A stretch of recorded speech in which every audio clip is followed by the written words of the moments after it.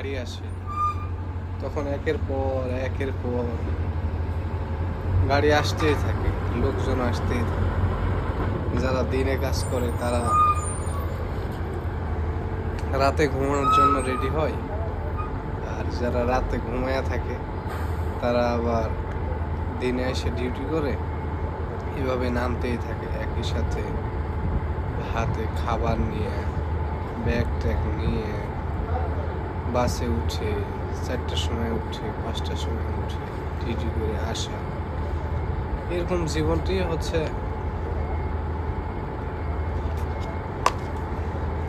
প্রবাসের জীবনে যে স্ট্রাগল গুলো করতে হয়, এটার সবচেয়ে একটা বড় স্ট্রাগলের মধ্যে হচ্ছে যে সময় মতো ঘুম থেকে উঠে সবকিছু রেডি করে ডিউটিতে আসার জন্য প্রস্তুত হওয়া।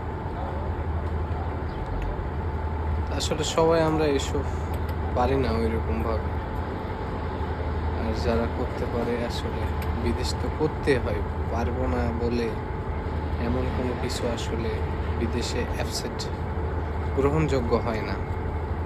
কিছু না কিছু করতে হবে, বিদেশে যদি আসে কাজ করতে হবে, আর কোনো কিছু না করলে সমস্যা নাই, কিন্তু কাজ কাজ ঠিকই কাজ করতে হবে। কাজের সাথে কোনো বন্ধুতালি চলে না এখানে। কাজ শুধু কাজই কথা বলে, কাজ করলেই টাকা, কাজ করলেই দিন চলে যাবে তাড়াতাড়ি, কাজ করলেই ফ্যামিলি ভালো থাকবে।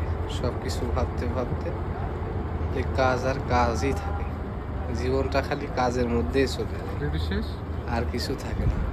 এই ডিউটি থেকে যাও, ঘুমাও, ঘুম থেকে উঠো, আবার ডিউটি করো।